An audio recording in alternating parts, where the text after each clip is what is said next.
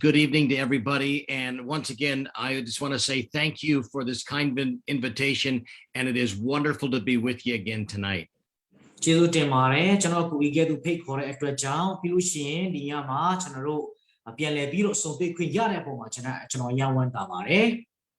Well, I want to thank the BST choir for all the good music in these last few nights. Thank you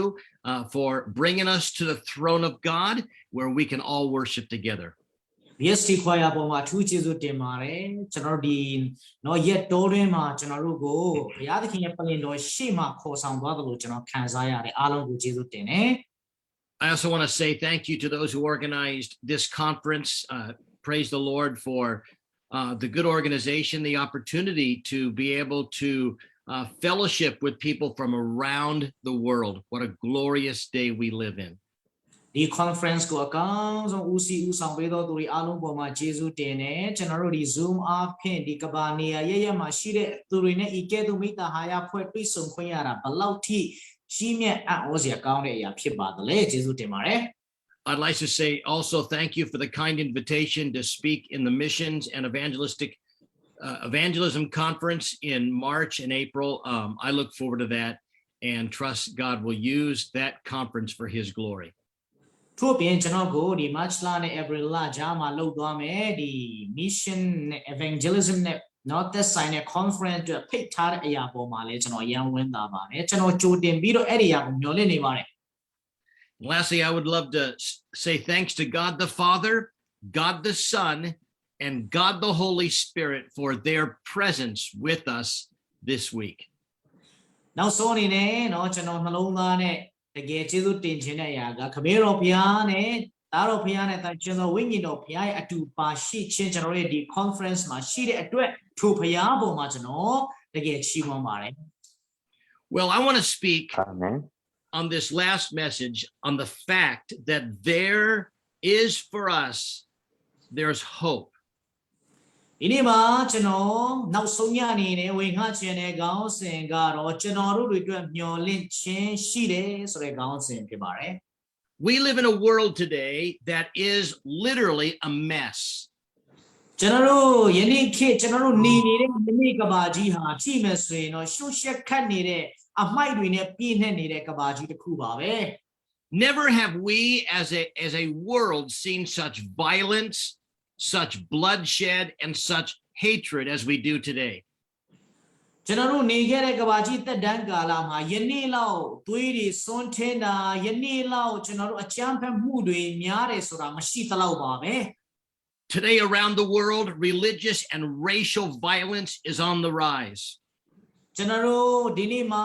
ကဘာနီယာရဲ့ကိုကြည့်မယ်ဆိုရင်တော့ဘာသာတရားနဲ့တာမကကျွန်တော်တို့လူမျိုးခွဲခြားရေးပိုင်းမှာလည်းပဲပပဆက်ကိုကျွန်တော်တယောက်နဲ့တယောက်တပ်ဖက်နေကြပါတယ်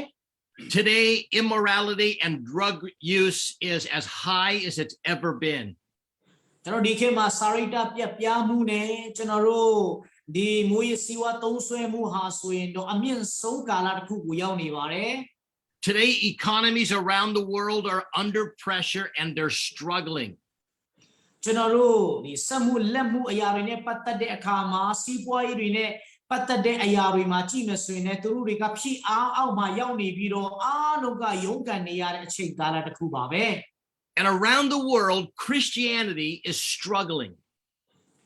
နေရာနဲ့ကိုကျွန်တော်တို့ကြည့်တဲ့အခါမှာတကဘာလုံးမှာဒီခရစ်ယာန်တွေ Christianity ဆိုတဲ့ခရစ်ယာန်လောကကြီးဟာဆိုရင်လည်းပဲရုန်းကန်နေရ It is struggling because it seems today that Christians and Christianity is under attack. ကျွန်တော်တို့ကြည့်မယ်ဆိုရင်တော့ခရစ်ယာန်နဲ့ဒီခရစ်ယာန်လောကကြီးကတကယ်ကိုအတိုက်ခတ်ခံနေရတဲ့ပုံစံနဲ့เนาะကျွန်တော်တို့တွေ့နိုင်ပါတယ် It seems today that nations and governments want to erase Christianity. ကျွန်တော်တို့နိုင်ငံတွေနဲ့ဒီအစိုးရတွေကခရစ်ယာန်ဆိုတဲ့အရာကြီးကိုသူတို့သမိုင်းထဲကနေပပျောက်ခြင်းတဲ့သဘောတရားဒီနေ့မှာကျွန်တော်တွေ့မြင်နိုင်ပါတယ် And as a result, the Church of Jesus Christ today seems to be struggling. ကျွန်တော်တို့ရလက်ကတော့ဘာဖြစ်လာသလဲဆိုရင်တော့ခရစ်တော်ရဲ့အသင်းတော်တွေကအခုချိန်မှာသူတို့အယံကိုဒုက္ခရောက်ပြီးတော့ရုန်းကန်နေရတယ်လို့ပါပဲ It seems that every day we hear of some pastor or some church leader that has fallen into sin. ကျွန်တော်တို့နေ့တိုင်းတင်းဥဆရာတပါးပါလာဒါမှမဟုတ်တင်းတော်ကိုဥဆောင်တဲ့ဝိညာဉ်ကောင်းဆောင်တယောက်ယောက်ဟာဆိုရင်အပြစ်မှာသူတို့ကြာရှုံးပြီးတော့လဲကြတယ်ဆိုတဲ့တည်င်းတွေကိုကျွန်တော်ကြားနေရပါတယ် And this church doesn't seem to be impacting its world. ကျွန်တော်တို့ခရစ်တော်ရဲ့အသင်းတော်ကသူ့ရဲ့ဒီလောကကဘာကြီးကိုထိရောက်နဲ့သူကမလွှမ်းမိုးနိုင်တယ်လို့မျိုးဖြစ်နေပါသလား Do you know that the church in North America and the church in Europe are the only two continents of the world where the church is not growing? ကျွန်တော်တို့ North America နဲ့ကျွန်တော်တို့ဥရောပနိုင်ငံတွေထဲမှာကျွန်တော်တို့ကြည့်မယ်ဆိုရင်တော့အသင်းတော်တွေမတိုးပွားတော့တာကိုကျွန်တော်တွေ့နိုင်တယ် Sometimes we look at the United States as being that great Christian nation, a great example. ကျွန်တော်တို့တခါတလေမှာအမေရိကန်နိုင်ငံကိုကြည့်ပြီးတော့သူတို့ဟာဆိုရင်တော့ပုံသက်တဲ့ဆောင်တဲ့ဝိညာဉ်ရေးရာပိုင်းမှာကျွန်တော်တို့ဆောင်တဲ့အသင်းတော်တွေဖြစ်နေကျွန်တော်သတ်မှတ်ထားတတ်ကြပါတယ် But you know that today the United States is the fourth largest unreached nation in the world? ဒါပေမဲ့ဒီနေ့မှာကျွန်တော်တို့အမေရိကန်နိုင်ငံကိုကြည့်မယ်ဆိုရင်တော့တကဘာလုံးနေနဲ့ကျွန်တော်တို့တိုင်းတာကြည့်တဲ့အခါမှာအဝင်ဂလိဝင်ငှဖို့ရန်အဝင်ဂလိတော့ရောက်ဖို့ရန်အင်မတန်မှလူတွေလိုအပ်နေတဲ့အဆင့်၄နေရာရှိတဲ့နိုင်ငံဖြစ်လာခဲ့ပါပြီ And it's the second largest missionary receiving country in the world. သို့ပြင်ဒီနိုင်ငံဟာဆိုရင်တော့အမှုတော်ဆောင်တွေသူတို့ထံကိုရောက်လာတာကိုလက်ခံတဲ့အမှုတော်ဆောင်တွေအများကြီးသွားတဲ့နော်ဒုတိယမြောက်အဆင့်ရှိတဲ့နိုင်ငံဖြစ်သူရောက်ရှိနေပါပြီ The only country that receives more missionaries than the United States is Brazil. ကျွန်တော်တို့အမေရိကန်နိုင်ငံထက်ပိုပြီးတော့အမှုတော်ဆောင်တွေသွားတဲ့နေရာကဆိုရင်တော့ဘရာဇီးနိုင်ငံပဲကြံပါတော့တယ် In fact, it is said that every day 3,500 people leave the church in the United States and never return. သို့ပြင်ကျွန်တော်တို့စစ်တမ်းကောက်ကြည့်တဲ့အခါမှာလူပေါင်း3500လောက်ကနေ့တိုင်းသူတို့ရဲ့အသင်းတော်ကနေထွက်သွားပြီးတော့တနည်းအားဖြင့်အသင်းတော်ကိုဘယ်တော့မှမလာတော့ဘဲနဲ့သူတို့အသင်းတော်ကိုစွန့်ပစ်တယ်ဆိုတဲ့အရာကိုကျွန်တော်တို့တွေ့နိုင်ပါတယ် And in the last 20 years, atheism in the Western world has doubled. ကျွန်တော်တို့ဒီ20ကာလအတွင်းမှာကျွန်တော်တို့ဒီ Western ဆိုတဲ့အနောက်နိုင်ငံမှာဖျားမဲ့ဝါဒဆိုတဲ့ယုံကြည်ခြင်းကအခုချိန်မှာဆိုတော့နှစ်ဆတောင်မှတိုးပွားနေပါပြီ And today, the fastest growing religion in the Western world is Islam. ယနေ့မှာကျွန်တော်တို့ဒီအနောက်တိုင်းနိုင်ငံတွေမှာအမြန်ဆုံးဘာသာတရားတိုးပွားနေတဲ့ဘာသာတရားကအစ္စလာမ်ဘာသာဖြစ်နေပါတယ် So the question is, what has gone wrong? ဆိုတော့မေခွန်းကကျွန်တော်တို့ဘာတွေများမှားနေပါမလဲဆိုတာဖြစ် Why are the nations of the world struggling? Why is there so much violence? Why is there so much bloodshed? ဘာဖြစ်လို့ကျွန်တော်တို့တိုင်းနိုင်ငံတွေကယခုချိန်မှာရုန်းကန်နေရတယ်လဲဘာဖြစ်လို့သွေးတွေစွန်းချင်းနေပြီးတော့ဘာဖြစ်လို့ရုံးရင်ခတ်ချင်းတွေဖြစ်နေရပါသလဲမိခွန်းရှိပါတယ် And why is the Church of Jesus Christ around the world struggling? ဘာဖြစ်လို့ကျွန်တော်တို့ကဘာနေရရက်မှာဖယားရဲ့အသင်းတော်ကရုန်းကန်နေရတာလဲဘာဖြစ်လို့သူခက်ခဲတယ်လို့ဖြစ်နေရတာလဲ Maybe it's because nations of the world and the Church of Jesus Christ have forgotten God. ဖြစ်နိုင်တာကတော့ဒီကျွန်တော်တိုင်းနိုင်ငံတွေနဲ့ဖယားသခင်အသင်းတော်ကအဲ့ဒီဖယားသခင်ကိုသူတို့မေ့နေတဲ့အတွက်ကြောင့်ဖြစ်ပါတယ် Maybe we have forgotten that it's His gracious hand that has given us everything that we have. ကျွန်တော်တို့ဒီနေ့မှာဖယားသခင်ရဲ့ကျေးဇူးတော်နဲ့ပေးထားတဲ့သူ့ရဲ့လက်ကကောင်းချီးမင်္ဂလာတွေကိုဒီနေ့မှာကျွန်တော်တို့ကမေ့နေတာဖြစ်နိုင်ပါတယ် We've forgotten that it is God's goodness and His wisdom that has given us everything we possess. တကယ်တော့ဘုရားသခင်ရဲ့သူ့ရဲ့ကောင်းမြတ်ခြင်းနဲ့ဘုရားသခင်ရဲ့သူ့ရဲ့ကောင်းချီးမင်္ဂလာတွေကြောင့်ကျွန်တော်တို့ဒီနေ့ရရှိထားတဲ့အရာတွေအားလုံးကကျွန်တော်တို့ရတာဖြစ်တယ်ဆိုတာကိုကျွန်တော်မေ့နေပါမယ် And although it is true that we have, as a world, we have forgotten God, friends, it is also true that God has not forgotten us. ဒီနေ့မှာကျွန်တော်တို့နော်လောကသားတွေအနေနဲ့ဖယားသခင်ကိုကျွန်တော်တို့မေ့တတ်ကြပေမယ့်အဲ့ဒီဖယားကတော့ကျွန်တော်တို့ကိုလုံးဝမမေ့ဘူးဆိုတဲ့အရာကသိချနေပါတယ် And it is God's deepest desire that the Church of Jesus Christ and this unsaved world would come to him. ဒီနေ့မှာဖယားသခင်ရဲ့ကြီးမားဆုံးဆန္ဒကတော့သူ့ရဲ့အသင်းတော်နဲ့ဒီလောကသားတွေကသူ့ထံကိုပြန်လာဖို့ရန်အတွက်ပြင်ဖြစ်ပါတယ် You see, it is the desire of God that the Church of Jesus Christ would be revived and that the world would be awakened to their need of God. ဒီနေ့မှာဖယားသခင်ရဲ့အကြီးမားဆုံးသောလူအင်ဆန္ဒကပါလဲဆိုရင်တော့သူ့ရဲ့အသင်းတော်ကပြန်လဲပြီးတော့နိုးထလာပြီးတော့မြောက်များစွာသောဧဝံဂေလိမရောက်သေးတဲ့နေရာတွေမှာသူ့ရဲ့နှုတ်ကပတ်တော်ဧဝံဂေလိတရားရောက်စေဖို့ရန်ပင်ဖြစ်ပါတယ် You see, it is God's desire that the Church of Jesus Christ would come back to him. ဘုရားသခင်ရဲ့ဆန္ဒကတော့ခရစ်တော်တည်ထောင်ခဲ့တဲ့အသင်းတော်ကသူ့ထံသို့ပြန်ရောက်လာဖို့ပြန်လာဖို့ပဲဖြစ်ပါတယ် That we would come back to our first love, that we would come back to God with a fresh passion for him. ကျွန်တော်တို့ရဲ့ပထမအချစ်ဖြစ်တဲ့ဘုရားသခင်ထံကိုပြန်လာပြီးတော့အရင်တော့ကဆုံးရှုံးခဲ့တဲ့ကျွန်တော်တို့ရဲ့ပြင်းပြတဲ့ဘုရားအတွက်ပြင်းပြတဲ့ဆန္ဒကိုပြန်လည်ပြီးတော့ရှိနိုင်ဖို့ရန်အတွက်ကဘုရားရဲ့လိုချင်တဲ့အရာဖြစ် And that's what revival is. Revival is the people of God coming back to God. အဲ့ဒီအရာကိုကျွန်တော်တို့ကနိုးထခြင်းလို့ပြောလို့ရပါတယ်နိုးထခြင်းဆိုတာကဖယားရဲ့လူတွေဖယားထံကိုပြန်လာခြင်းကိုနိုးထခြင်းလို့ခေါ်ပါတယ် Because it's only when there is a revived church will there be an awakened world.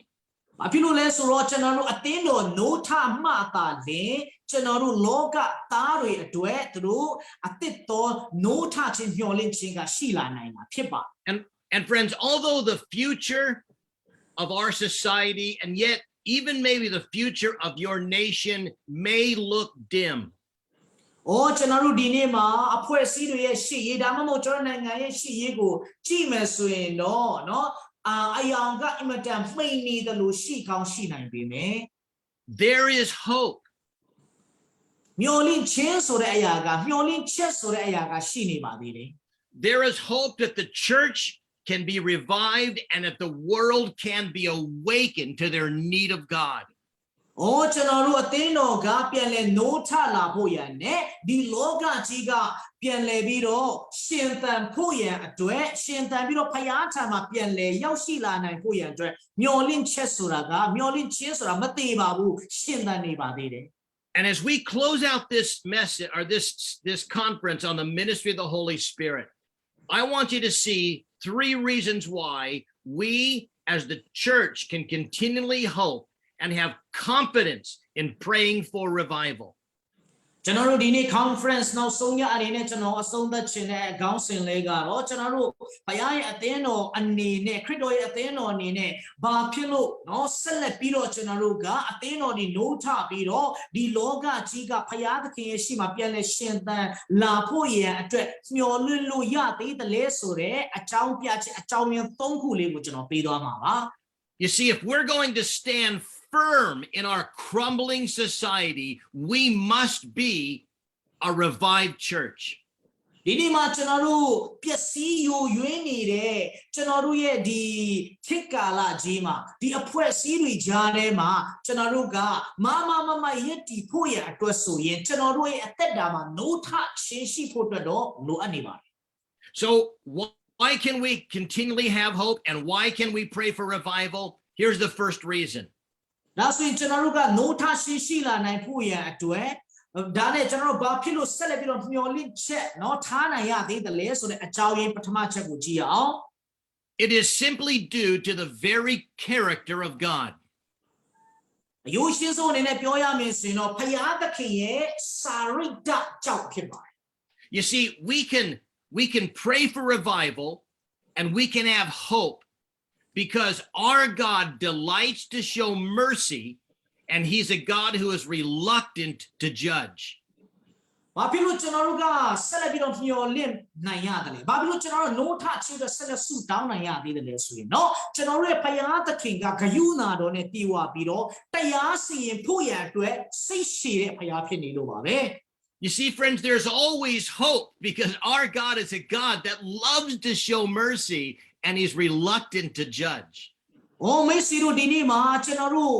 အမြဲတမ်းမျှော်လင့်ချက်ထားလို့ရတယ်ဘာဖြစ်လို့လဲဆိုတော့ကျွန်တော်တို့ရဲ့ဘုရားသခင်ဟာဆိုရင်เนาะဂရုဏာတော်နဲ့ပြေဝပြီးတော့တရားစီရင်ဖို့ရန်အရာမှာနှောက်နေတော်သူစိတ်ရှည်တော်သူဖြစ်နေတဲ့အတွက်ကြောင့်ပါပဲ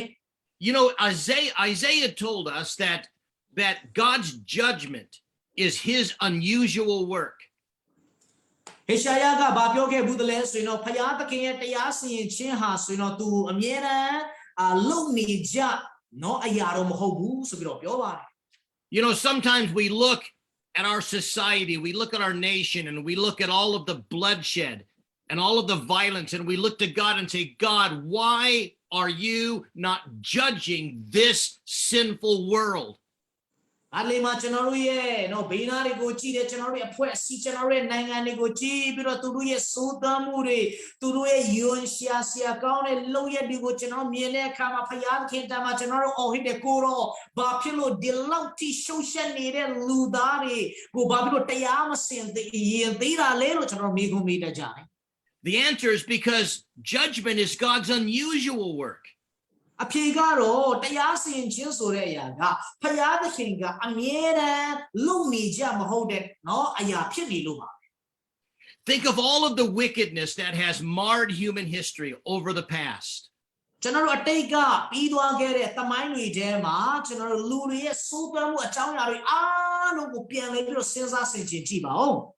Think of all of the sin and the disregard for God and his laws over the past.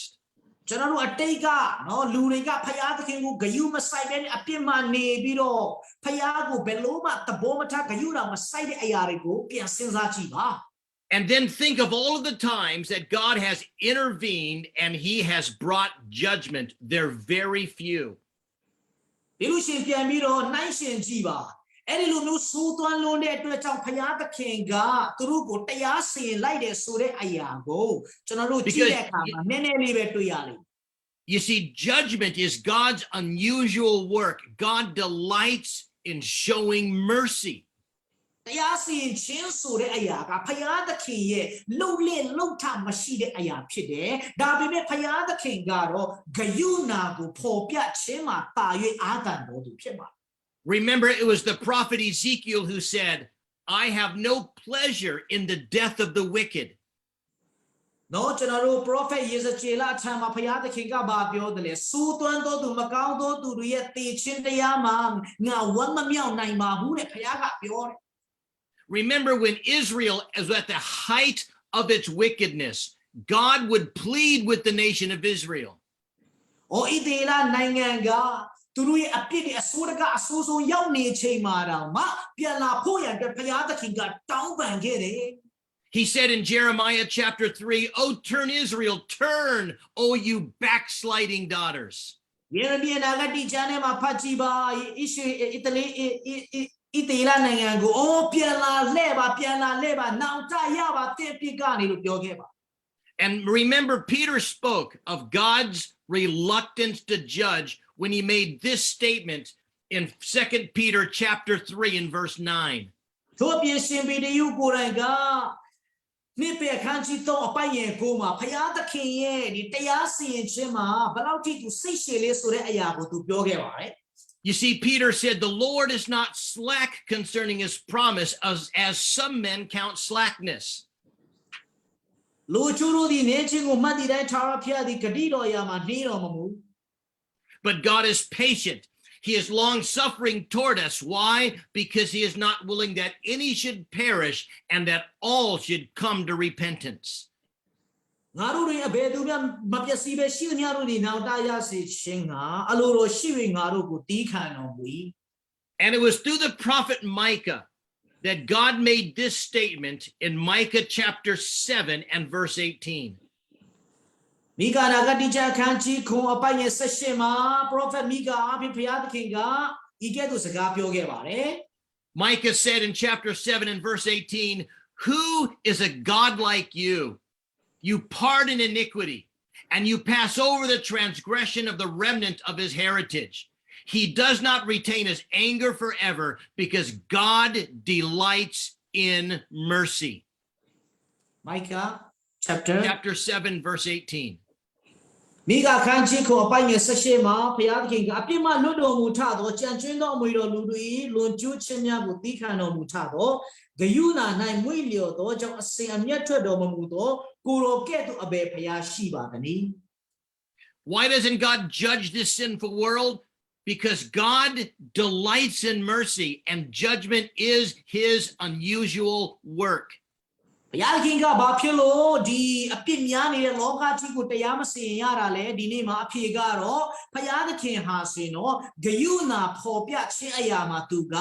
ပို့ပြီးတော့အာတန်တော်သူဖြစ်ပြီးတော့တရားစီရင်ခြင်းဆိုတဲ့အရာကသူ့ရဲ့လှုပ်လေလှုပ်ထမရှိတဲ့အရာဖြစ်နေလို့ပါပဲ And you know, there's probably no greater example of God's reluctance to judge and his desire to show mercy than that spiritual awakening that happened in that great city of Nineveh under the preaching of Jonah.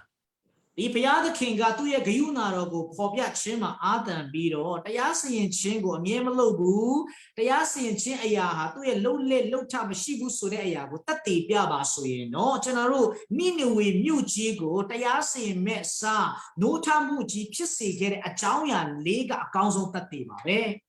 Remember, Nineveh was the capital city of the Assyrian Empire.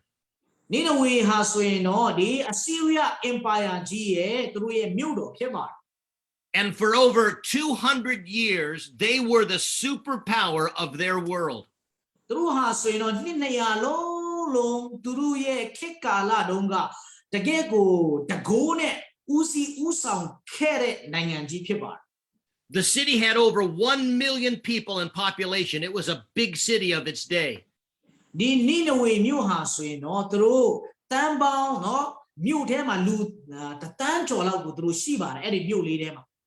It was the most dominant, it was the richest and the wickedest empire in the known world. အဲ့ဒီအချိန်ကာလတုန်းကเนาะကျွန်တော်တို့အချမ်းသာဆုံးဖြစ်တယ်လို့အဆိုးဝါးဆုံးနိုင်ငံလည်းဖြစ်ခဲ့ပါတယ် And as a military power, they were known for their violence and their cruelty. သူတို့ဟာဆိုရင်တော့เนาะသူတို့ရဲ့စစ်စင်ရေးသူတို့ရဲ့စစ်သားတွေအနေထားကိုကြည့်မယ်ဆိုရင်တကယ့်ကိုရက်ဆက်ကြမ်းကြုတ်ပြီးတနာချင်းစိတ်လုံးဝမရှိဘဲနဲ့နာမည်ဆိုးနဲ့ကြော်ကြတဲ့စစ်သားတွေဖြစ်တယ်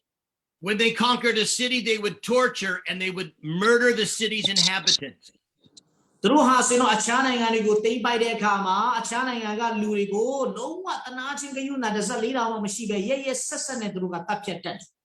Historical records say that they would burn boys and girls alive. ကျွန်တော်တို့တမိုင်းအကြောင်းကဘယ်လိုပြောပြထားသလဲဆိုရင်တော့ကလေးငယ်လေးတွေယောက်ျားတွေရောမိန်းကလေးတွေကိုလည်းသူတို့ကအရှင်လက်လက်မီးရှို့ပစ်တယ်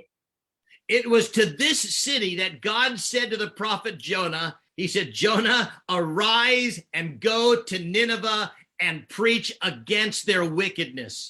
တကယ်တော့ဒီလိုမျိုးမြို့ကိုဘုရားသခင်ကယောနာထံမှာယောနာအဲ့ဒီမြို့ကိုတွားပြီးတော့နှုတ်ကပတ်တော်တရားကိုတွားဟောပါဆိုပြီးတော့ဘုရားခင်ကခိုင်းခဲ့တာဖြစ်တယ် And we know what Jonah did. Jonah flat out refused the command of God, and he went down to the port, got in a boat, and he went the opposite direction of Nineveh. ယောနာဘာလို့ခဲ့တယ်လဲကျွန်တော်အားလုံးသိပါတယ်ဘုရားရဲ့စကားကိုနားမခံမဲနဲ့စန့်ကျင်ဘက်ဖြစ်တဲ့နိနေဝေမြို့နဲ့အဝေးဆုံးနေရာလို့ထင်ထားရတယ်တခြားနေရာကိုသူတွားဖို့ရန်အတွက်သူလေကိုနော်တင်မောကိုသူစီးသွားခဲ့ But do you know why Jonah refused to obey God? Do you know why he did not want to preach to the Ninevites? ဘာဖြစ်လို့ယောနာကဘုရားရဲ့စကားကိုနားမခံချင်ခဲ့ရတာလဲဘာဖြစ်လို့သူနိနေဝေမြို့သားတွေထံမှာသူတရားကိုမဟောချင်ခဲ့ရတာလဲသိပါသလား The answer is because, you see, Jonah knew that God was reluctant to judge and that God was a God that delighted to show mercy. ဘာဖြစ်လို့လဲဆိုတော့ယောနာက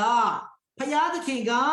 ဒီတရားစီရင်ခြင်းအရာမှာလူလေလုံထမရှိတဲ့သူစိတ်ရှည်တဲ့သူဆိုတာသူသိတယ်ပြီးတော့ဂယုဏကိုခေါ်ပြတတ်တဲ့သူဖြစ်တယ်ဆိုတာကိုသူသိနေလို့ပါပဲ Jonah hated the Assyrians and he wanted them wiped off the face of the earth. ယောနာကဒီအစီရီယလူမျိုးတွေကိုအယံမုန်းတယ်ဒီကဘာမျက်နှာပြင်ကနေသူတို့တွေလုံးဝမရှိဘဲနဲ့တုတ်တင်နော်ပယ်ရှင်းတာကိုယောနာကမြင်ချင်ခဲ့ And he knew that if he went to preach to the Ninevites that God would show them mercy. သူကအဲ့ဒီနိနဝေမြို့သားတွေထံမှာသွားပြီးတော့နှုတ်ကပတ်တော်တရားကိုဟောမယ်ဆိုရင်တော့ဖယားသခင်ကသူတို့ကိုဂယုဏတော်ပေါ်ပြမယ်ဆိုတာကိုသူသိတဲ့အတွက်ကြောင့်သူလုံးဝမသွားချင်ခဲ့ In fact, we read in Jonah chapter 4 and verse 2 the very reason why Jonah said no to God. ယောနာခန်းကြီးလေအပိုင်ရဲ့နှစ်မှာဘာဖြစ်လို့ယောနာကဖယားသခင်ရဲ့စကားကိုနာမခံချင်ခဲ့တယ်လဲဆိုတဲ့အတိကအချက်လေးကိုကျွန်တော်တွေ့နိုင်ပါတယ် Here's what he said, Jonah chapter 4 and verse 2. He said, "Oh Lord," he says, "Was it not this what I said when I was still in my country?"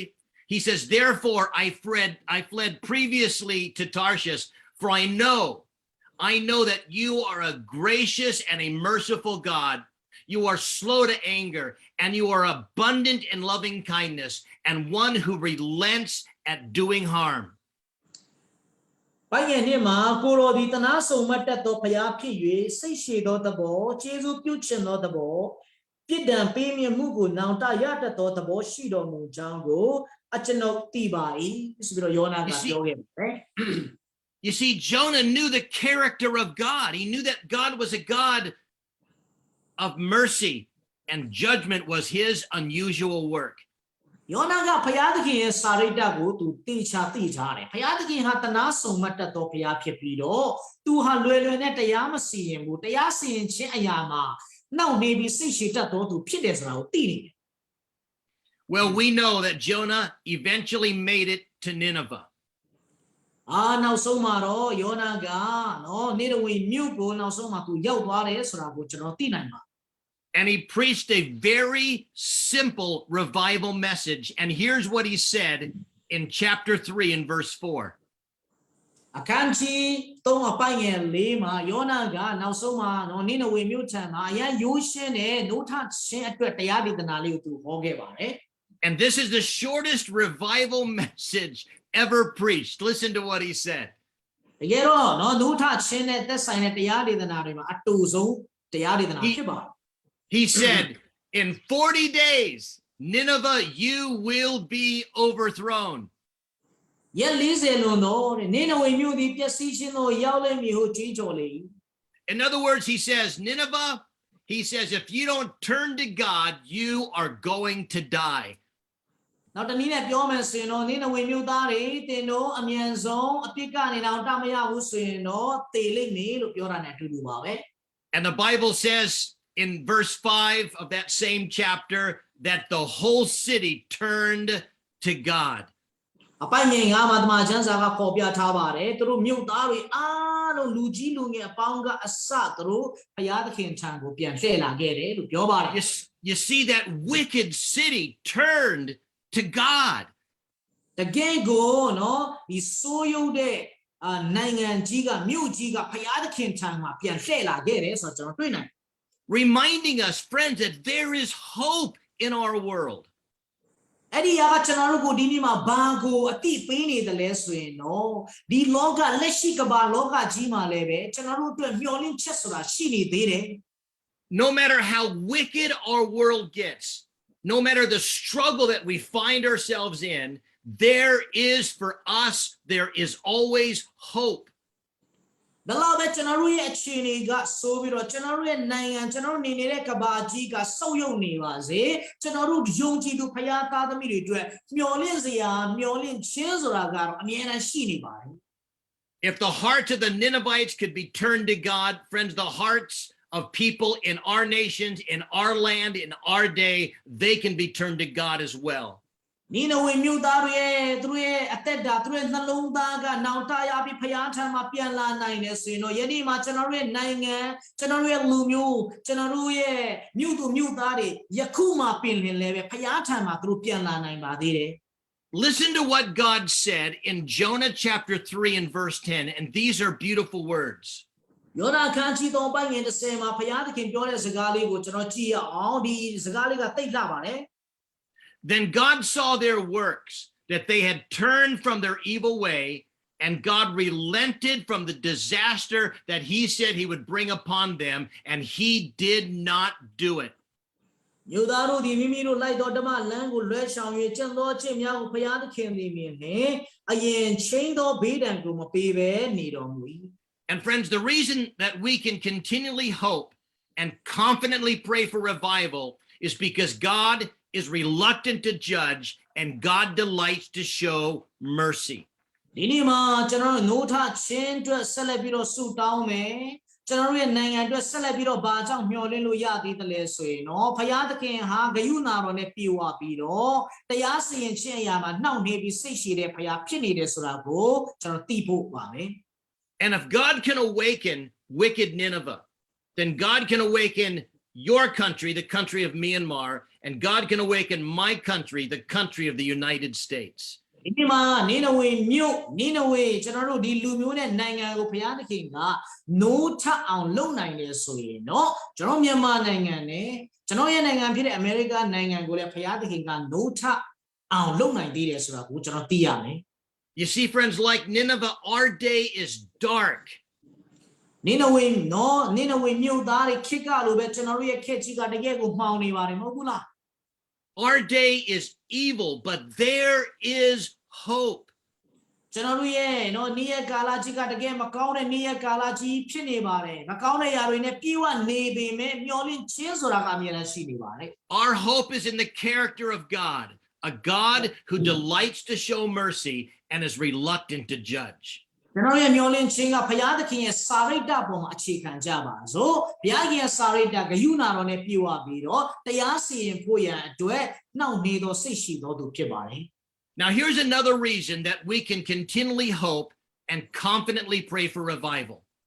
ကျွန်တော်ဒုတိယမြောက်အချက်အနေနဲ့ဘာဖြစ်လို့ကျွန်တော်နိုးထခြင်းကိုဆက်လက်မျှော်လင့်ရရတယ်ဘာကြောင့်ကျွန်တော်ဆက်လက်ဆုတောင်းဖို့လိုအပ်သေးတယ်လဲဆိုရင် And that's simply because of the promise of Scripture.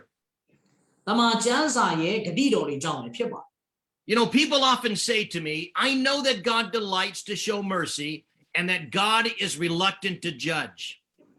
တချို့တွေကကျွန်တော်ကိုပြောတယ်ဘုရားကနော်ဂယုဏတော်နဲ့ပြေဝပြီးတော့ပေါ်ပြတတ်တယ်သူကတရားစီရင်ရာမှာနှောင့်နှေးပြီးစိတ်ရှည်တယ်ဆိုတော့ကျွန်တော်သိပါတယ်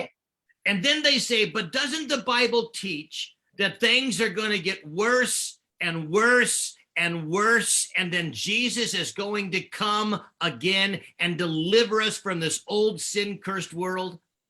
ဒါပေမဲ့နော်ဒီကမ္ဘာလောကကြီးကတမန်ကျမ်းစာပြောထားတဲ့အတိုင်းတစ်ပြေးပြေးဆိုးဝါးလာမယ်ဆိုးဝါးလာမယ်ဆိုးဝါးလာမယ်ပြီးတော့ခရစ်တော်ကဒီဆိုးဝါးလို့တဲ့လောကကြီးကနေကျွန်တော်တို့ကိုချီဆောင်သွားမှာအဲ့ဒါကိုပဲကျွန်တော်တို့ကမျှော်လင့်နေတာမဟုတ်ဘူးလားတဲ့တချို့တွေကျွန်တော်ပြောတယ် Well, it is true that the Bible tells us in 2 Timothy chapter 3 that in these last days, difficult times will come. မှန်ပါတယ်ကျွန်တော်နှစ်တိအခန်းကြီး3เนาะကျွန်တော်ပိုင်းရဲ့1မှာကြည့်မယ်အခန်းကြီးလေးပိုင်းရဲ့1မှာကြည့်မယ်ဆိုရင်เนาะခက်ခဲတဲ့ကျမ်းမ်းနဲ့ခရင်သောကာလကကျွန်တော်ရောက်လာလိမ့်မယ်လို့ပြောထားခဲ့ပါတယ်အဲ့ဒါမှန်ပါတယ် And I think we live in these difficult days. ကျွန်တော်ယုံကြည်ပါတယ်အဲ့ဒီခရင်တဲ့ကာလဟာဆိုရင်အခုကာလပဲဖြစ်နေပါတယ် In fact, listen to what Paul said to Timothy in 2 Timothy chapter 3, verse 1 through verse 4. ကျွန်တော်တို့နော်ရှင်ပေါလုကတိမောသေထံမှာနှစ်တိအခန်းကြီး3အပိုင်းရဲ့1ကနေ4မှာနော်ပြောခဲ့တဲ့အရာလေးကိုကျွန်တော်ကြည့်ကြရအောင် Paul said to Timothy, he said, Timothy, know this, that in these last days, difficult times will come. And in these days, men will be lovers of themselves. They'll be lovers of money. They'll be boasters. They'll be proud. They'll be blasphemers. They'll be disobedient to parents, unthankful, unholy, unloving, unforgiving. They'll be slanderers without self-control. They'll be brutal. They'll be despisers of good, traitors. They'll be headstrong. They'll be haughty. They'll be lovers of pleasure rather than lovers of God. ရှင်ဘောလူကတိမောသေထံမှာနောင်ကာလခင်းသောကာလဖြစ်မယ်ဆိုတာတိမှတ်လို့ဘယ်သူနည်းဟုမူကားတဲ့လူလူသည်ကိုချစ်တော်သူငွေကိုတက်မဲ့တော်သူဝါကြွားတော်သူထောင်ဝါဆော်ကားတော်သူသူ့အသေးကိုရှုတ်ချတော်သူမိဘစကားကိုနားမထောင်တော်သူကျေးဇူးမရှိတော်သူတန်ရှင်းခြင်းမရှိတော်သူပကတိချင်နာဆုံးမခြင်းနဲ့ကျင်းတော်သူရန်ညှို့ဖွဲ့တော်သူချောစားတတ်တော်သူကိုယ်အင်ဒရီကိုမချုပ်သေးနိုင်တော်သူပြင်းထန်တော်သူသူတော်ကောင်းကိုမုန်းတော်သူတစ္ဆာကိုဖျက်တတ်တော်သူတတိပေးခြင်းကိုမခံတော်သူမာနနဲ့ယဉ်မှုတော်သူဘုရားသခင်ကိုနှစ်သက်ဒီထက်ကမကုံခံစားခြင်းသာနှစ်သက်တော်သူဘုရားဝိနဲ့မွေးလျော်ရအောင်ဆောင်၍မွေးလျော်ခြင်းတကုတ်ကိုငင်းပယ်တော်သူတွေဖြစ်ချလိမ့်မည်လို့ပြောပါတယ် And see, these are the days in which we live. We live in these difficult days. ကျွန်တော်တို့ဒီပြောထားတဲ့အရာတွေကိုကြည့်ပါကျွန်တော်တို့ရဲ့အခုခေတ်ကာလကြီးနဲ့အတူတူပါပဲခေရင်သောကာလမှာကျွန်တော်ရောက်နေပါတယ် But it is also true that God says, in these last days, I will pour out my spirit upon all flesh. ဒါပေမဲ့เนาะကျွန်တော်နောက်သိရမယ့်မှန်တရားတစ်ခုကပါလဲဆိုရင်เนาะဘုရားသခင်ကဒီနောက်ဆုံးသောကာလမှာကျွန်တော်ငါရဲ့ဝိညာဉ်ကိုငါလူတွေအားလုံးပေါ်မှာငါတွန်းလောင်းအောင်မီလို့ပြောခဲ့တာမမေ့ပါနဲ့ In fact, he tells us once in the Old Testament that in these last days, I will pour out my spirit upon all flesh. ဓမ္မဟောင်းကျမ်းမှာကလေးကဘုရားသခင်ကပြောထားတယ်လူသားတွေအားလုံးပေါ်မှာငါရဲ့ဝိညာဉ်တော်ငါတွန်းလောင်းအောင်မီ And then he tells us in Acts chapter 2 and verse 17, again, that in these last days, the days in which we live, I will pour out my spirit upon all flesh.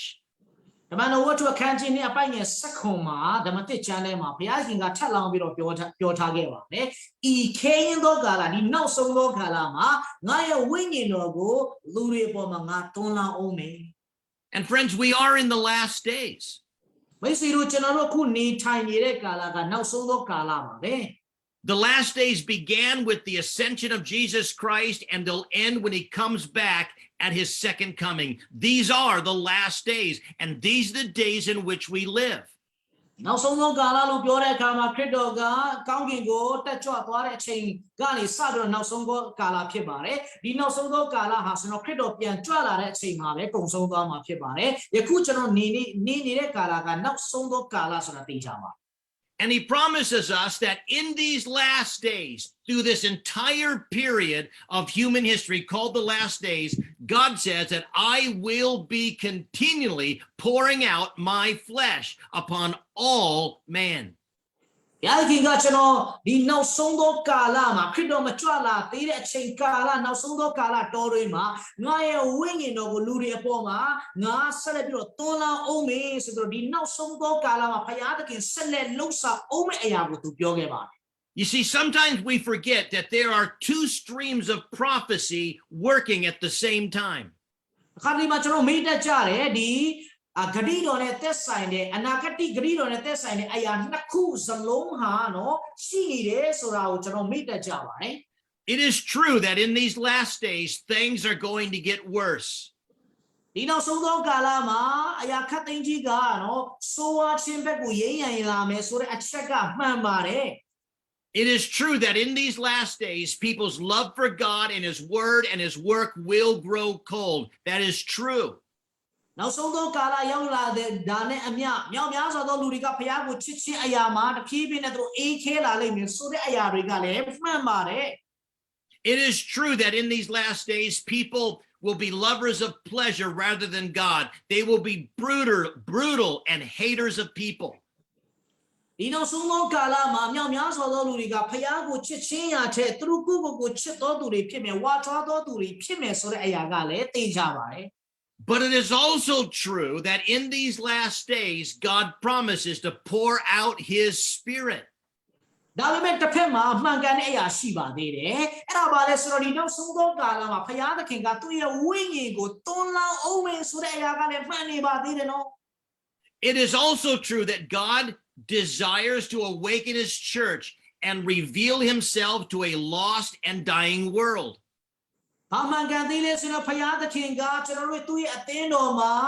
သူ့ရဲ့လှုပ်ရှားခြင်းသူ့ရဲ့တကိုးတော်ကိုပြပြီးတော့ပျောက်ဆုံးနေတဲ့ဝိညာဉ်မြောက်များစွာကိုပြန်လဲခေါ်ဆောင်ဖို့ရန်အတွက်လှုပ်ရှားအောင်မယ်ဆိုတာကလည်းမှန်နေပါသေးတယ် It is also true that God is not willing that any should perish, but that all should come to repentance. ဘုရားသခင်ကဘယ်သူကိုမှမပြတ်စည်းစေချင်ဘူးအားလုံးနောင်တတရားနဲ့ပြန်လာစေချင်သေးတယ်ဆိုတဲ့အချက်ကလည်းယနေ့မှမှန်နေပါသေးတယ် It is true that the largest ingathering of the harvest is still yet to be seen. မှန်ကန်နေသေးတဲ့အရာတစ်ခုကပါလဲဆိုရင်တော့စပါးရိတ်စရာများစွာဟာဆိုရင်တော့ကျွန်တော်တို့ဒါစပါးရိတ်သိမ်းခြင်းကိုခံတယ်ဆိုတဲ့အရာကိုကျွန်တော်မတွေ့ရသေးဘူးတွေ့ရအောင်မယ်ဆိုတဲ့အရာကမှန်တဲ့အရာဖြစ်ပါ Yes, the world is going to get worse and things are going to spiral down. But at the same time, God desires to pour out his spirit upon the church and awaken the world to their need of God. အော်မှန်ပါတယ်ဒီကမ္ဘာလောကကြီးကအဆိုးတဲ့အဖက်ကိုတဖြည်းဖြည်းနဲ့ကျဆင်းလာမယ်ဒါပေမဲ့တစ်ဖက်မှာဘုရားသခင်ကလည်းသူ့ရဲ့အသင်းတော်ကိုအသုံးပြုပြီးတော့ပျောက်ဆုံးသောဝိညာဉ်များစွာကိုပြန်လဲရှင်သန်စေပြီးတော့သူ့ရဲ့တကူကိုပြအောင်မယ်ဆိုတဲ့အရာကလည်းတော့မှန်ကန်နေသေးတဲ့အရာဖြစ်ပါတယ် You see, we need to be careful that we do not become last day pessimists. ဒီနေ့မှာကျွန်တော်တို့သတိထားရမယ့်အရာကကျွန်တော်တို့ကနောက်ဆုံးသောကာလကိုရောက်ပြီဆိုပြီးတော့အဆိုးမြင်ဝါဒနဲ့ပဲအများအားအသက်ရှင်နေတဲ့ခရိယန်တော့မဖြစ်ပါနဲ့နော် You see, where we just sit back and we wind up doing nothing, twiddling our thumbs, talking about the good old days and waiting for Jesus Christ to come and to deliver me from this trouble. အော်ကျွန်တော်တို့ကနော်ထိုင်ကုန်ပေါ်မှာထိုင်ပြီးတော့ကိုယ့်ရဲ့လက်သန်းလေးကိုနော်ကန်ပြီးတော့ကျွန်တော်တို့ခရစ်တော်ကြွလာမှာကိုပဲတစ်ချိန်လုံးစောင့်ပြီးတော့ဘာမှမလုပ်ဘဲနေတဲ့ခရိယန်တွေတော့ကျွန်တော်တို့မဖြစ်ကြပါနဲ့ Friends, we need to remember what Jesus Christ said. He said, I will build my church and the gates of hell shall not prevail against it. ခရစ်တော်ပြောတဲ့စကားလေးကိုမမေ့ပါနဲ့ငါအသင်းဤချောက်ပေါ်မှာငါအသင်းကိုငါတည်ဆောက်မယ်မရဏနိုင်ငံရဲ့တကားတို့သည်မနိုင်ရ Hey, listen, the greatest churches are still yet to be built. အော်ကျွန်တော်တို့အကြီးမားဆုံးသောအသင်းတော်တွေကပြောရမယ်ဆိုတော့အခုချိန်မှာကျွန်တော်တို့မမြင်ရသေးဘူးနော်တည်ဆောက်ခြင်းမရှိသေးဘူးနော် We need to remember what Jesus said. He said, before he returns, that the gospel of the kingdom will be preached in all the world as a witness to all the nations, and then the end will come. ခရစ်တော်ပြောတဲ့စကားလေးကိုမမေ့ပါနဲ့သူမကြွလာခင်မှာဧဝံဂေလိသတင်းကောင်းဟာဆိုရင်တော့ကပ္ပါနီယာနာမှာဟောပြောခြင်းဖြစ်လိမ့်မယ်ရှိလိမ့်မယ်ခရစ်တော်ရဲ့သက်သေကိုနေရာတကာမှာခံခြင်းဖြစ်ပါအောင်မယ်ဆိုတဲ့အရာလေးကိုမမေ့ပါနဲ့ You see, it is true that as our world begins to decay and spiral down, မှန်ပါတယ်ကျွန်တော်ရဲ့ကမ္ဘာလောကကြီးကတဖြည်းဖြည်းနဲ့နော်ပုတ်စော်နံပြီးတော့အဆုံးဖက်ကိုကျွန်တော်တို့ကအရင်ရိုင်နေပြီဆိုတာငင်းလို့မရပါဘူး as things around us seem to get worse and worse, friends, we cannot forget that these are also days of revival. အော်ကျွန်တော်တို့ရဲ့အနီးနားကိုကြည့်တဲ့အခါမှာအဆိုးတကအဆိုးဖက်ကိုကျွန်တော်တို့ရောက်နေတယ်ဆိုတာမှန်ပေမဲ့မိတ်ဆွေတို့မမိပါနဲ့ဒီအချိန်ကာလဟာဆိုရင်တော့နိုးထခြင်းဖြစ်ဖို့အကောင်းဆုံးသောကာလဖြစ်ပါတယ် You see, we can continually hope and confidently pray for revival because not only does God delight in mercy and he's reluctant to judge, ကျွန်တော်တို့ဘာဖြစ်လို့ဆက်လက်ပြီးတော့နိုးထခြင်းကိုမျှော်လင့်ဆုတောင်းရမလဲဆိုရင်เนาะဘုရားသခင်ဟာဆိုရင်တော့ဂရုဏာတော်နဲ့ပြေဝပြီးတော့သူဟာဆိုတရားစီရင်ဖို့ရမှာစိတ်ရှည်တယ်ဆိုတဲ့အရာတင်မကပဲနဲ့ but he also promises that in these last days that he will pour out his spirit until he comes again. ဒီနောက်ဆုံးသောကာလမှာသူ့ရဲ့ဝိညာဉ်တော်ကိုသူတွန်းလောင်းအောင်မယ်ခရစ်တော်ပြန်ကြွမလာခင်ချိန်ထိသူလှုပ်အောင်မယ်ဆိုတဲ့အရာကိုလည်းကျွန်တော်သိရမယ် So let's with confidence pray to this God of mercy. God, pour out your spirit upon me and upon our church. ဒါကြောင့်လို့ကျွန်တော်ဒီနေ့မှာယုံကြည်မှုရှိစွာနဲ့ဘုရားသခင်ထံမှာတိုးဝင်ချီးကပ်ဆုတောင်းရမှာဖြစ်တယ်ကိုရောရဲ့ကျွန်တော်အပေါ်မှာကိုရောရဲ့ဝိညာဉ်တော်တွန်းလောင်းပါကျွန်တော်ရဲ့အသင်းတော်မှာကိုရောရဲ့ဝိညာဉ်တော်တွန်းလောင်းပါဆိုပြီးတော့ကျွန်တော်တို့ကအော်ဟေးရမှာ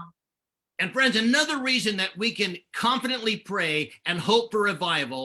is simply due to the history of the church. ဒီနေ့မှာကျွန်တော်ဘာဖြစ်လို့ဆက်လက်ပြီးတော့နိုးထချင်းအတွက်မျှော်လင့်ဆုတောင်းရအောင်မလဲဆိုရင်တော့တတရားမြောက်ချက်ကတော့အသင်းတော်ရဲ့သမိုင်းကြောင့်ဖြစ်ပါတယ် You know, in these difficult days, we are prone to ask the question, do you think God can turn our country around? ကျွန်တော်တို့ဒီခက်ခဲတဲ့ကာလမှာကျွန်တော်ရဲ့အတွေးထဲမှာမိကွန်းလေးတွေကျွန်တော်တို့ရှိနိုင်ပါတယ်ကျွန်တော်ရဲ့နိုင်ငံကြီးကိုဖယားသခင်ကနော်ပြောင်းပြန်လှန်နိုင်ပါဦးမလားပေါ့ Isn't our country, isn't our world too far gone to be awakened to their need of God? ကျွန်တော်ရဲ့နိုင်ငံကျွန်တော်ရဲ့ကဘာကြီးကဖယားသခင်ထံမှာပြန်လာဖို့ရန်အတွက်သူတို့အယံကိုဝေးနေပြီလား In fact, the answer to that question is absolutely no. အဲ့ဒီမိခွန်းရဲ့ဖြေကတော့လုံးဝမဟုတ်ပါဘူး In fact, when you study the history of revival, we always see that the Spirit of God came and awakened the church and awakened the world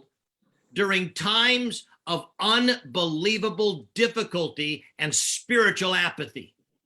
အသင်းတော်ရဲ့တမိုင်းကိုကျွန်တော်ပြန်လေ့လာတဲ့အခါမှာ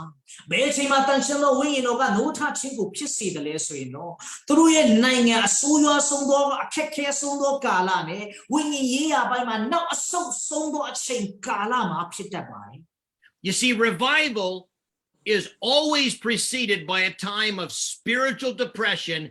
apathy, and gross sin. ဝိညာဉ်ရေးရာပိုင်းမှာနိုးထခြင်းဆိုတဲ့အရာကဘယ်အချိန်မှာအမြဲတမ်းဖြစ်တယ်လဲဆိုရင်တော့အဲ့ဒီမတိုင်မီမှာအရင်ဝိညာဉ်ရေးရာပိုင်းမှာကြာဆုံးခြင်းအပြစ်တရားမှာယိုယွင်းခြင်းတွေမှာပြည့်နဲ့ပြီးတဲ့နောက်ပိုင်းမှာဖြစ်တတ်ပါတယ် It's when the church of Jesus Christ begins to look like the world that God comes and revives the church. ဘုရားခင်အသင်းတော်ဟာဆိုရင်တော့ဒီလောကီပုံစံကိုဆောင်ပြီးတော့အရာကိုကြာဆုံးနေတဲ့အချိန်မှာ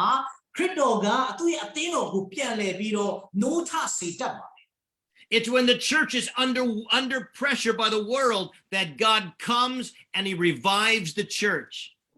အသင်းတော်ကတော့ဒီလောကကြီးရဲ့ဖိအားပေးမှုအောက်မှာအရန်ကိုခက်ခဲနေတဲ့အချိန်မှာဘုရားသခင်ကသူ့ရဲ့အသင်းတော်ကိုအကောင်းဆုံးနိုးထစေပြီးတော့အသင်းတော်ကိုပြန်လှည့်လှုပ်ဆော်တတ်ပါတယ် And you know, this is exciting because it means that we as a church right now are ripe and ready for a fresh outpouring of the Holy Spirit. ဒီဟာကကျွန်တော်တို့တကယ်ကိုတက်ကြွစရာတစ်ခုပါပဲဘာဖြစ်လို့လဲဆိုရင်တော့ကျွန်တော်တို့အနေနဲ့ယခုချိန်မှာကျွန်တော်တို့အသင်းတော်တွေကဘုရားသခင်ရဲ့ပြန်လဲနိုးထစေခြင်းနဲ့ဝိညာဉ်တော်သွန်းလောင်းခြင်းကိုကျွန်တော်တို့အနေနဲ့မျှော်လင့်တို့အကောင်းဆုံးအချိန်ဖြစ်နေတဲ့အတွက်ပဲမဟုတ်ဘူးလား See, we're living in difficult days. အခုကျွန်တော်တို့ကခင်းတဲ့ကာလမှာကျွန်တော်နေနေတာဖြစ်တယ် The church is struggling to survive. အသင်းတော်ဟာဆိုရင်တော့နော်ဆက်လက်ပြီးတော့ရှင်သန်ဖို့ရန်အတွက်မနေရုန်းကန်နေတာ And it's in this time right now that we are ripe and ready for a fresh outpouring of the Holy Spirit. တကယ်တော့ဒီချိန်ကာလမှာဖြစ်ပါတယ်ဘုရားသခင်အသစ်တော်သွန်းလောင်းခြင်းနိုးထခြင်းတဲ့ကျွန်တော်ရဲ့နှလုံးသားကစာငတ်ပြီးတော့အစဉ်သင်ဖြစ်နေတာ You know, 300 years ago, the United States was spiritually struggling. ကျွန်တော်တို့နော်လွန်ခဲ့တဲ့နှစ်300ကျော်ကအမေရိကန်နိုင်ငံဟာဆိုတော့ဝိညာဉ်ရေးရာဘက်မှာတကယ်ကိုနော်အောက်ကိုကျရောက်ခဲ့ပါ In fact, the Church of Jesus Christ was so far away from God that people thought that Christianity would simply vanish in the United States. ဘယ်တော့ဒီဆိုရတယ်လဲဆိုရင်တော့ကျွန်တော်အသင်းတော်တွေကဖယားနဲ့အယံကိုဝေးတဲ့အတွက်ကြောင့်မြောက်များစွာသောလူတွေကကြည်ရတာခရိယန်ဆိုတဲ့အရာကြီးကလုံးပျောက်ကွယ်သွားတော့မှာပဲလို့တာမှသူတို့ထင်ခဲ့ရတယ် It is said that half of our nation were alcoholics. ကျွန်တော်ရဲ့ဒီချိန်ကာလတုန်းကကျွန်တော်ရဲ့နိုင်ငံရဲ့နော်တဝက်ကျော်တွေကအယက်သမားတွေဖြစ်ခဲ့ကြတယ် There was so much violence that women never went out of their homes at night.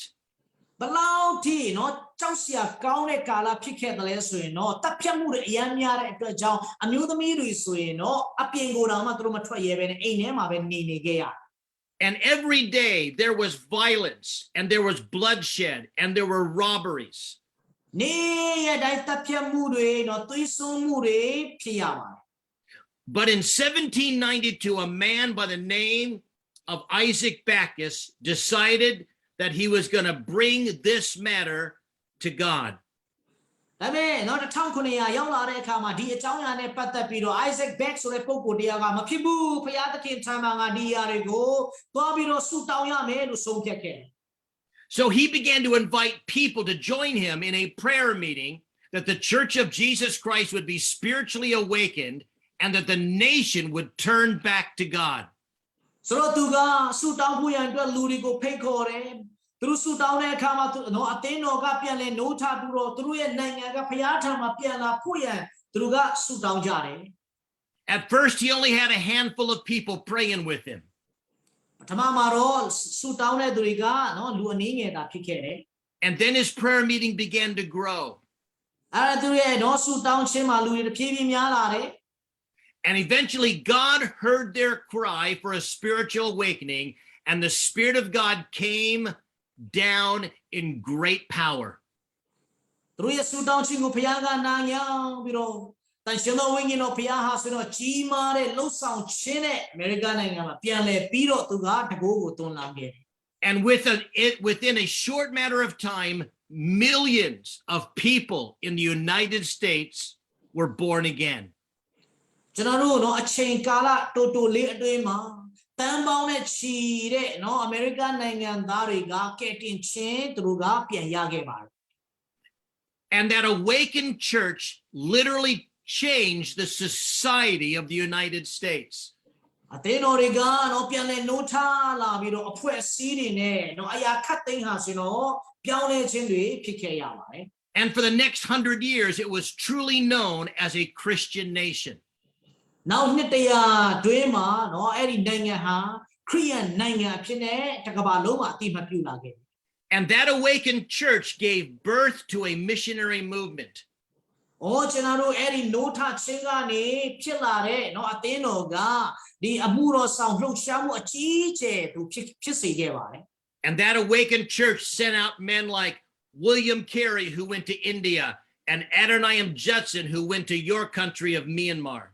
အဲ့ဒီနိုးထချင်းကနေအတီးပွင့်လာတဲ့အရာကပါလဲဆိုရင်เนาะအသင်းတော်ကเนาะ William Carey ကိုအိန္ဒိယနိုင်ငံကိုသူစေလွတ်တယ်ဆရာကြီးယူရတန်ကိုလည်းပဲတော့မြန်မာနိုင်ငံကိုသူတို့စေလွတ်ခဲ့ပါတယ် And friends, like America of the past, our day is very dark. ကျွန်တော်တို့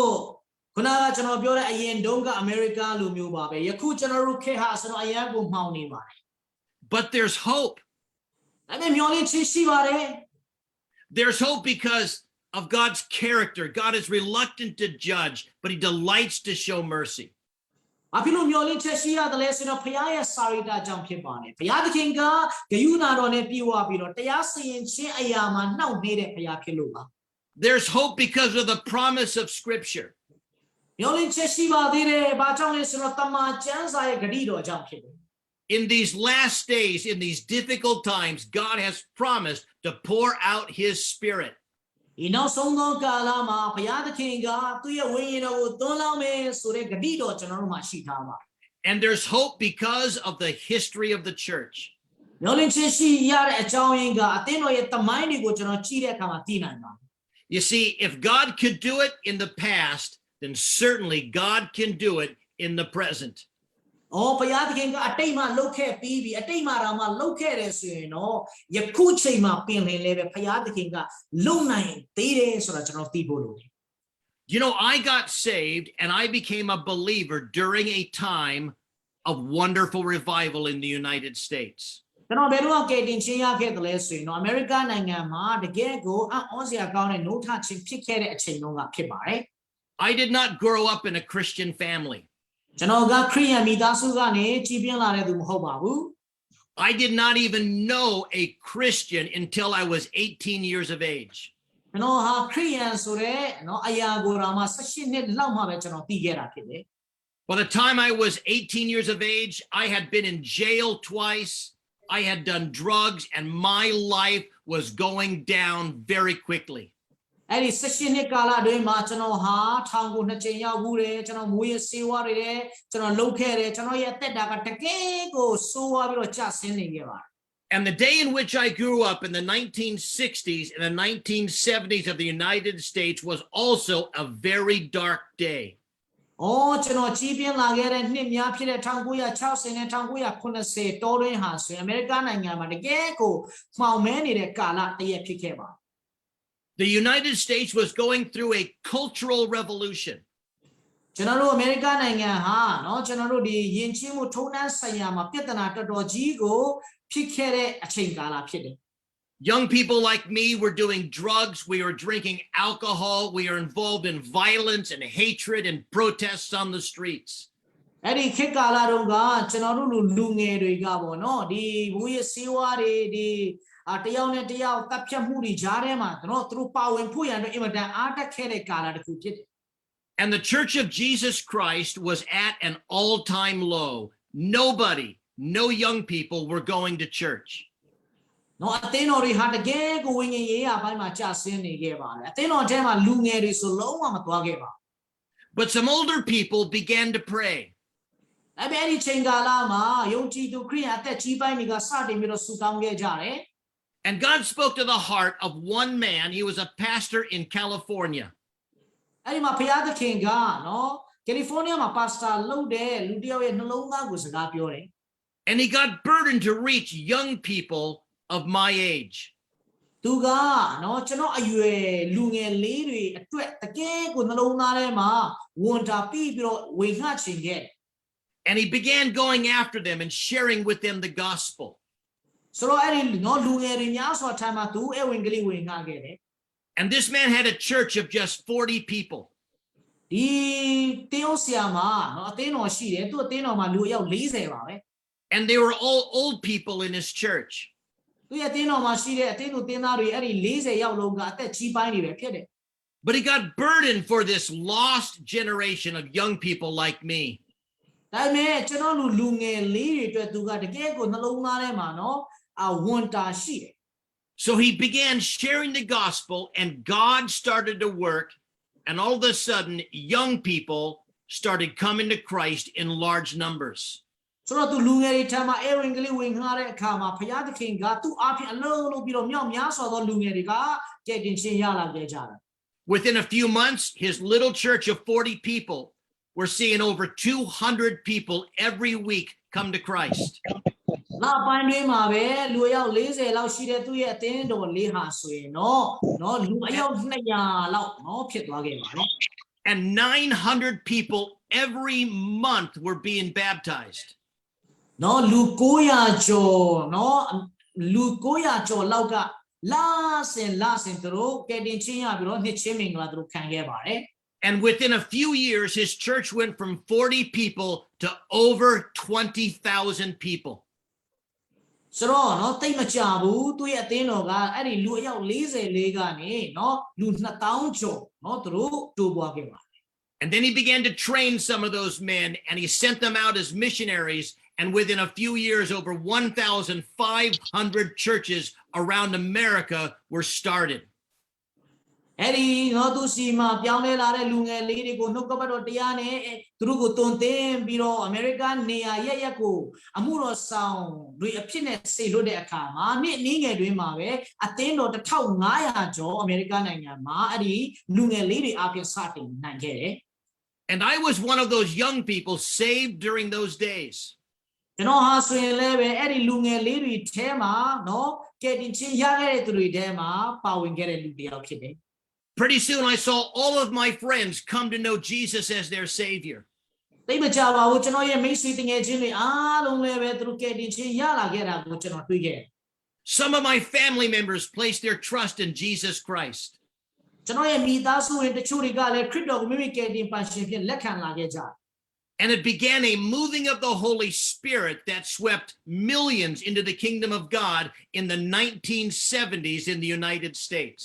အဲ့ဒီ1990လောက်မှာတန်ရှင်သောဝိညာဉ်တော်ရဲ့လှုပ်ရှားခြင်းကြောင့်တန်ပေါင်းများစွာသောလူတွေသူတို့ကယ်တင်ခြင်းရပြီးတော့ကောင်းကင်နိုင်ငံကိုသူတို့ဝင်ခဲ့ကြတယ် In fact, it is said today that churches, the large churches of today in America, the large mega churches, all had their fruit as a result of the revival of the 1970s in the United States. တို့ပြင်ဒီနေ့မှာနော်လူတွေပြောကြပါတယ်အဲ့1990လောက်ကဖြစ်ခဲ့တဲ့နိုးထခြင်းကြောင့်ယနေ့အသင်းတော်ကြီးတွေဟာဆိုရင်တော့အဲ့ဒီကနေသူတို့ခံစားရတဲ့အကျိုးသက်ရောက်မှုပဲလို့ပြောကြပါတယ် But you see,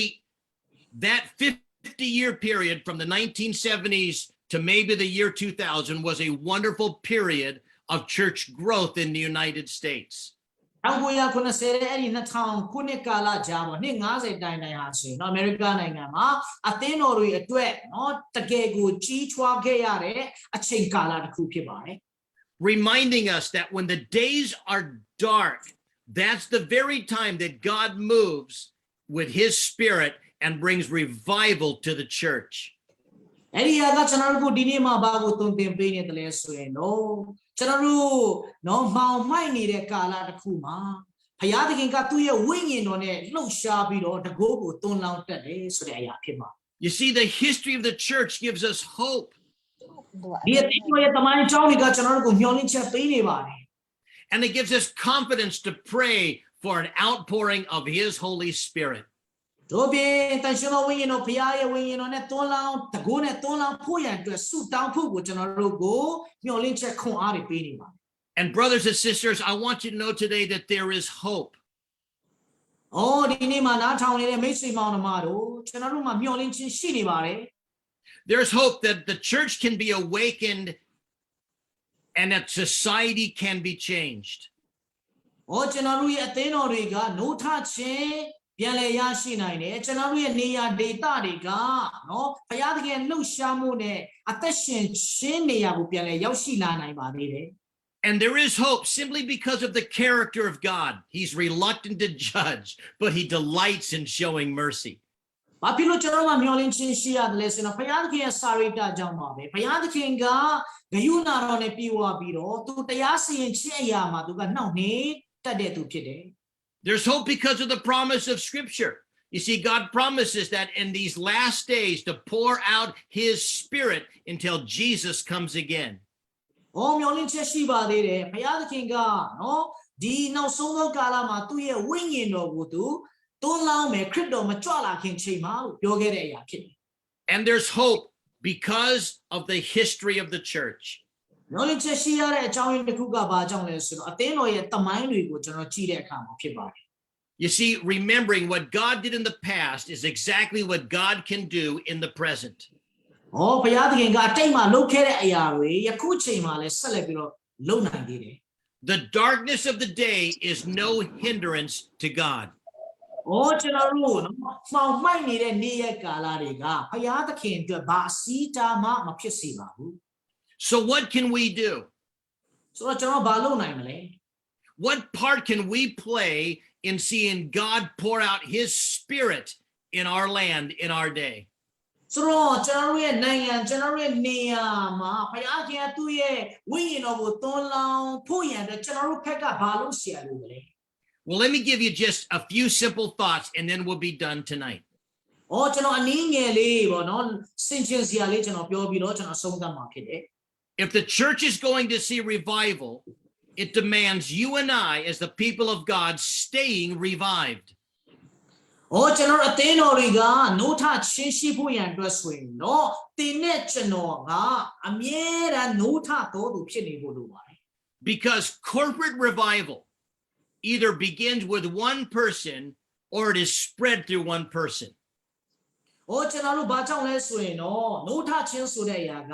လူတစ်ယောက်အားဖြင့်အခြားသူများကိုနော်ကူးပြောင်းခြင်းဆိုတဲ့အရာကနေစတာဖြစ်ပါတယ် You see, revival in the church and revival in our society always begins with one. အော်ကျွန်တော်တို့ရဲ့အသင်းတော်မှာတော့၎င်းကျွန်တော်တို့ရဲ့နေရာဒေသမှာတော့၎င်းနိုးထချင်းဆိုတဲ့အရာကဘယ်ကနေအရင်ဦးဆုံးစတယ်လဲဆိုရင်တော့တစ်ယောက်တော်သူထံကနေစလေရှိပါတယ် Remember, God used Hezekiah to awaken the nation of Israel. ဘုရားသခင်ကဟေဇကိဆိုတဲ့ပုဂ္ဂိုလ်တယောက်ကိုအသုံးပြုခြင်းအပြင်ဒီလနိုင်ငံမှာနိုးထခြင်းဖြစ်စေခဲ့တယ် God used Jonah to awaken Nineveh. နိနဝေမြို့ကြီးနိုးထခြင်းဖြစ်စေဖို့ရန်အတွက်ဘုရားကယောနာကိုအသုံးပြုခဲ့တယ် God used a young woman by the name of Flora to awaken the church in Wales that brought forth the greatest revival the world has ever seen. ဘုရားခင်ကလိုရာဆိုတဲ့အမျိုးသမီးငယ်လေးကိုဝေလနိုင်ငံ Wales နိုင်ငံရဲ့နိုးထခြင်းကြီးဖြစ်စေဖို့ရန်အတွက်အသုံးပြုခဲ့တယ်အဲ့ဒီနိုးထခြင်းဟာဆိုရင်တော့ကမ္ဘာသမိုင်းမှာအကြီးမားဆုံးသောဘယ်သူမှဤကဲ့သို့ကြီးသောနိုးထခြင်းကိုမမြင်ဘူးခဲ့တဲ့နိုးထခြင်းကြီးဖြစ်ပါတယ်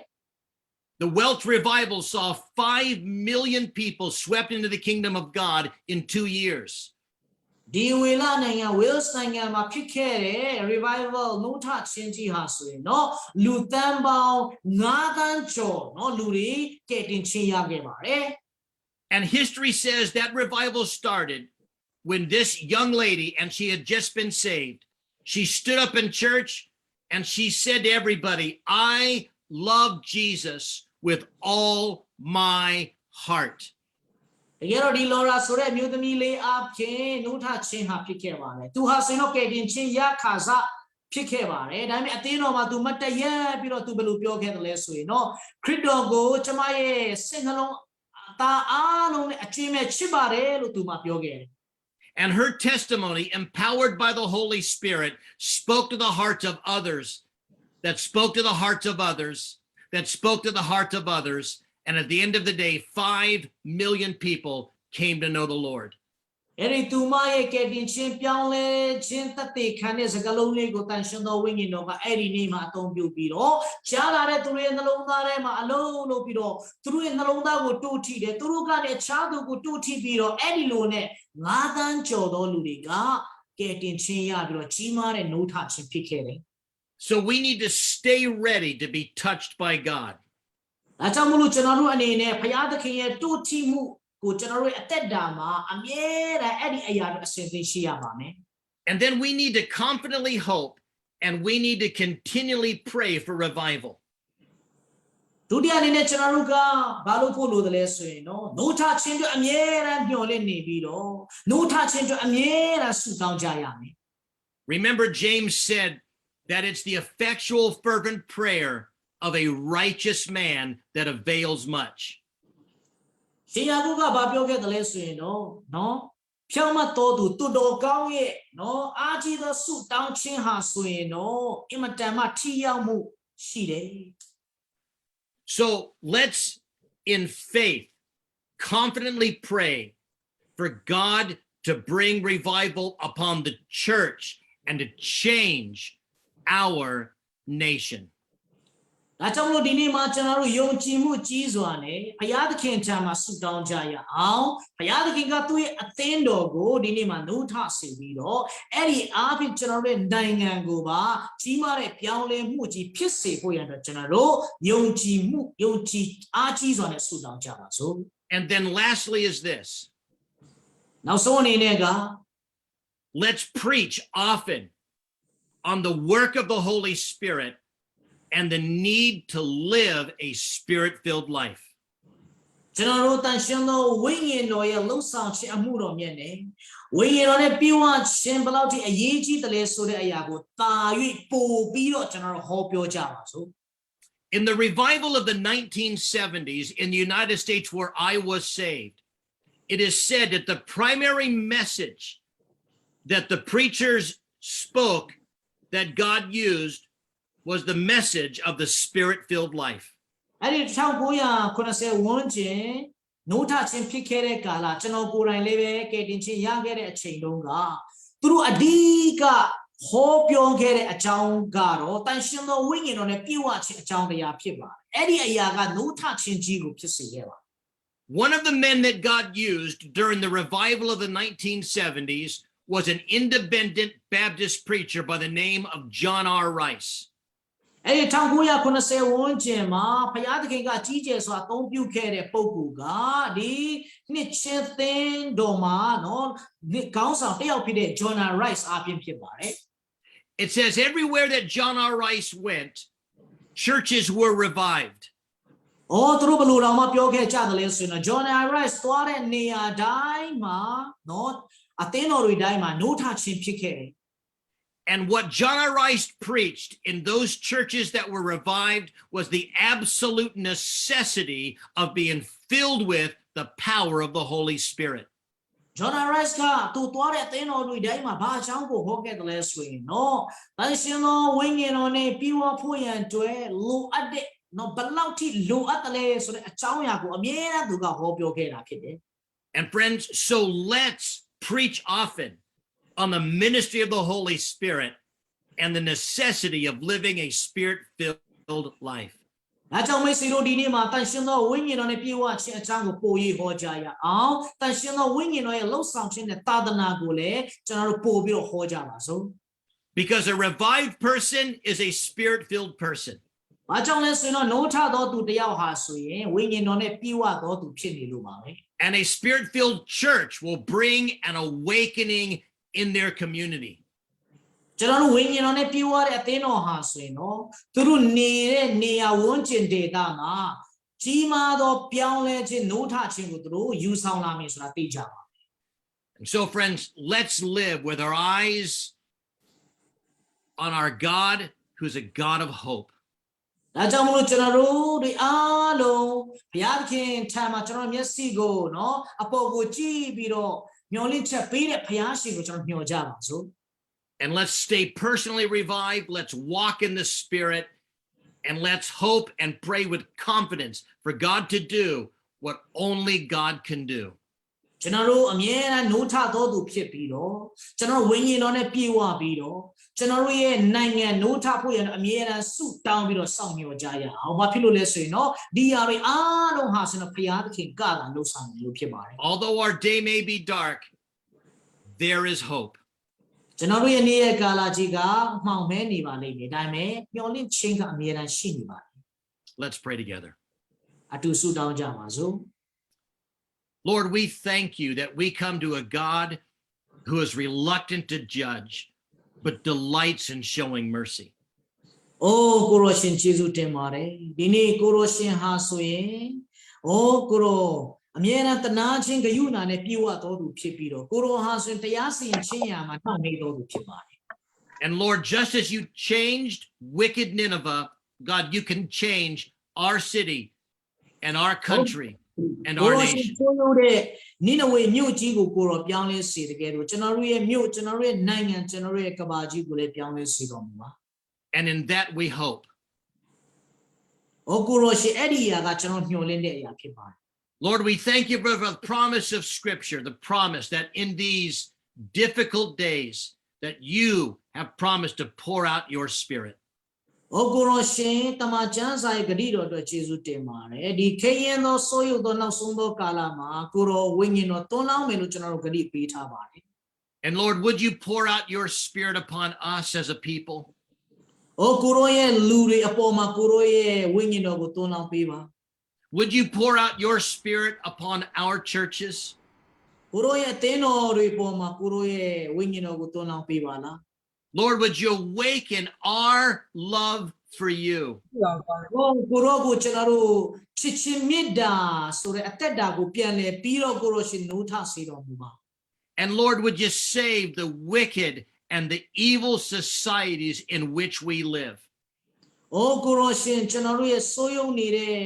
ဒေတာဆိုးယုံနေတဲ့ပတ်ဝန်းကျင်အချိန်ကာလမှာအိုးကိုရောရှင်ပြန်လဲပြီးတော့ပြောင်းလဲမှုကြီးကိုဖြစ်စေတော်မူပါ Lord, sweep through our land just as you swept through lands in the past. အတိတ်ကာလတုန်းကကိုရောရှင်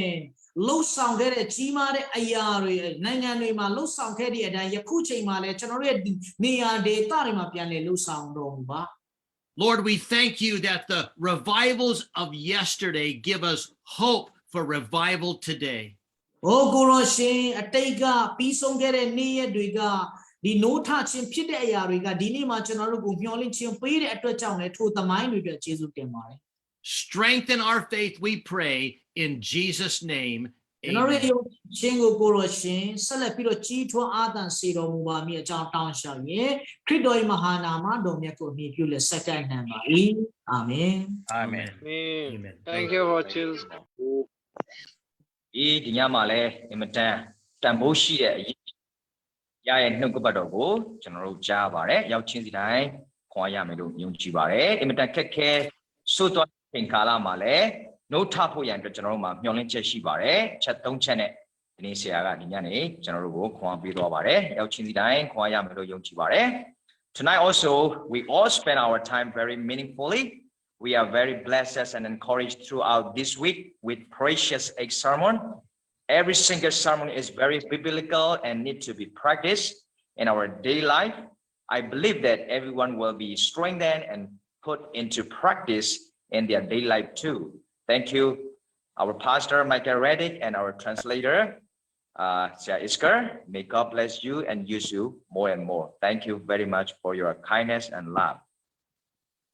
ခုချိန်မှာတော့ကျွန်တော်နောက်ဆုံးတော့နောက်ဆုံး conference ညရဲ့เนาะနောက်ဆုံးတစ်ချင်းတစ်ပုဒ်ကိုကျွန်တော်ချီးမွမ်းမဲ့အချိန်လည်းရောက်လာပါပြီဒါကြောင့်မို့ BSD ဥဆောင်မဲ့အဖွဲ့တွေကိုကျွန်တော်ဖိတ်ခေါ်မယ်ပြီးတဲ့အချိန်မှာကျွန်တော်ဆရာ BJ ကနေဆူတောင်းခြင်းအပြင်ကျွန်တော်ဆုံးသတ်မှာဖြစ်ပါတယ်ပြီးတဲ့နောက်ပိုင်းမှာလည်းဆူတောင်းပြီးတဲ့နောက်ပိုင်းမှာလည်းကျွန်တော်ရဲ့ခုနှစ်ညလုံးလုံးနှုတ်ကပတ်တော်အပြင်ခွန်အားပေးတဲ့ဆရာကိုကျေးဇူးတင်ကြောင်းကျွန်တော်တို့ပြောကြားဖို့ရန်အတွက်လည်းအနေနဲ့တည်ပေးချင်ပါတယ်ကျေးဇူးတင်ပါတယ်